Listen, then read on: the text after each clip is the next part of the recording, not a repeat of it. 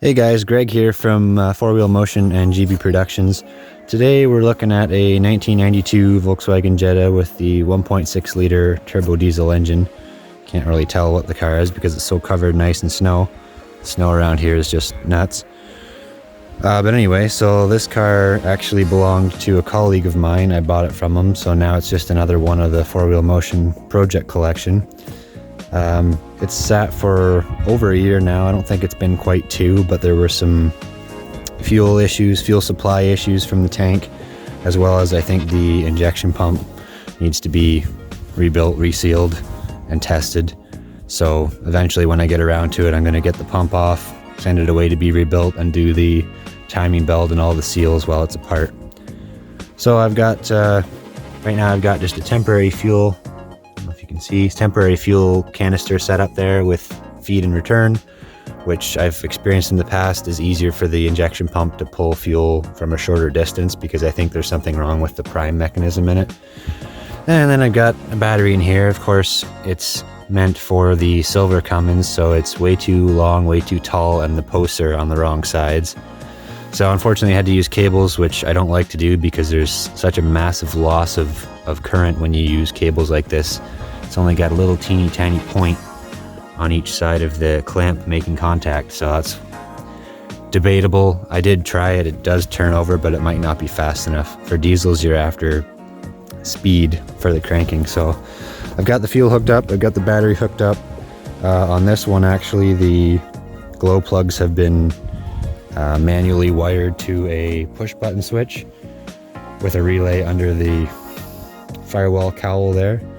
So I'm going to cycle the glow plugs for probably 15 to 20 seconds. It's about 0 degrees Celsius, but the engine is probably closer to like -5 Celsius right now. The sun's just starting to get on it, so if I'd waited a little longer it would have been easier, but it's not been plugged in. Obviously it's got a block heater, but no power back here, so I'll give it a shot and see what happens.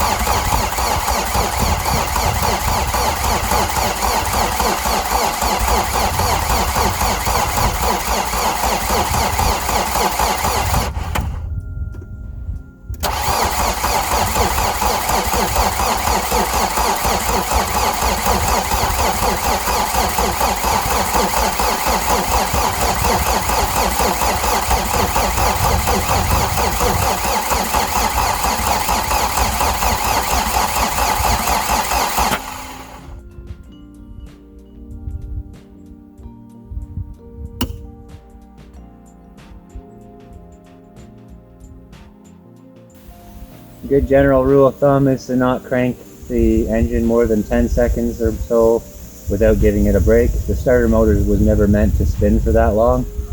So if you're cranking the engine and it's not attempting to start, try to stop every 10 to 15 seconds and let the starter cool down a bit.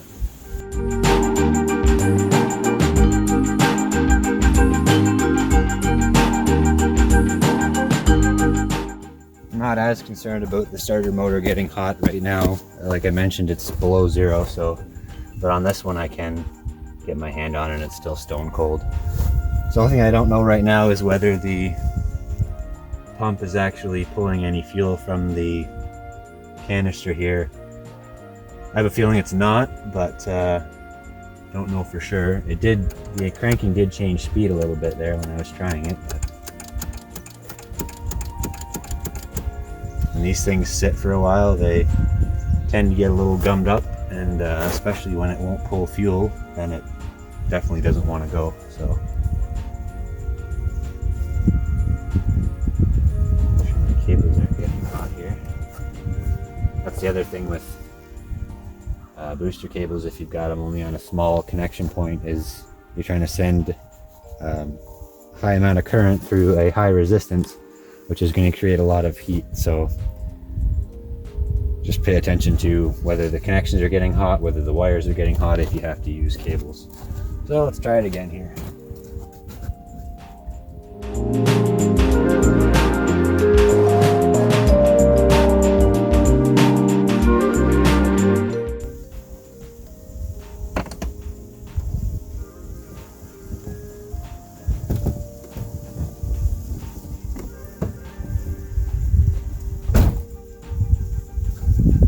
So ultimately it's just not spinning fast enough to do anything for us, I think.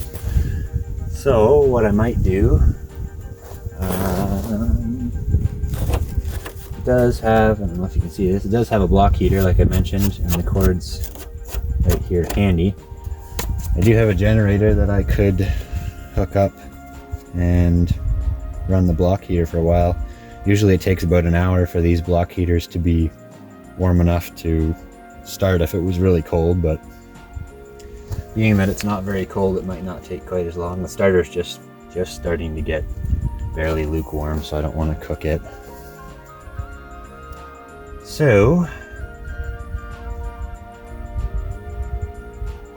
I guess I will disconnect this, and I'll see if I can get a generator rigged up here to plug in the block heater and give it a little while I clear some snow here, and then we'll try again. So we'll let that go for half an hour, 45 minutes while I clear some snow here, and then we'll give it a try again and see what happens.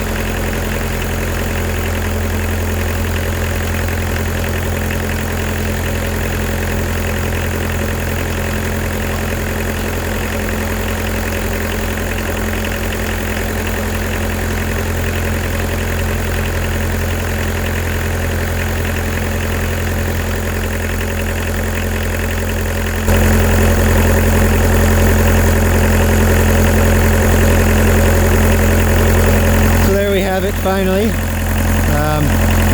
the orange wire I put on there was for the fuel shutoff solenoid. I don't know that there was really a problem with it, but it tried to fire once a little earlier on there and then wouldn't try again. There wasn't any fuel coming out of the injector lines when I cracked the nuts, so I figured I'd put the jumper on there just to make sure it's got full voltage. And I cracked the nuts again, and then I had some fuel coming out, tightened them back down. Cranked it still longer than it should have been, but eventually there it goes. This exhaust just rolling out of the snowbank around the car because it's completely sealed in. You can see it back there coming up the side of the car. Completely in a snowbank, so. But that's the next challenge, is to see if I can get this thing out of here, because the whole point was for it to get a run. And get the brakes cleaned up a bit, because they'll be a huge rusted mess. But anyway, there it is.